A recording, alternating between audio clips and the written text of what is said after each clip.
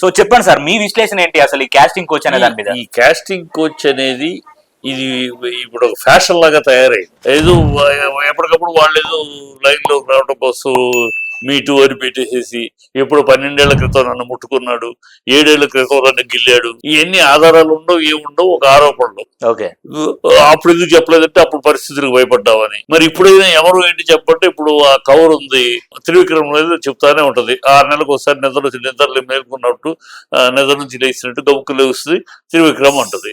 ఇప్పుడు కంప్లైంట్ ఏమంటే ఇవ్వదు, ఆధారాన్ని చూపించదు, నన్ను చేశాడు. ఏంటి ఆధారం అంటే ఇక్కడ ఎట్లా ఉందంటే ఓడిపోయిన వాళ్ళు ఎత్తుక్కునే కుంటి సాకులు. వీరి కెరియర్ లో ఇక్కడ సక్సెస్ కాలేకపోతే మీరు సక్సెస్ కాలేకపోవడానికి ఇది కారణం.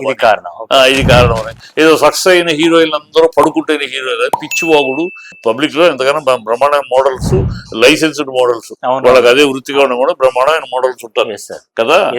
దానికోసం అయితే అది చాలు, ఈ కోట్లు పెట్టి సినిమా తీయగలరు.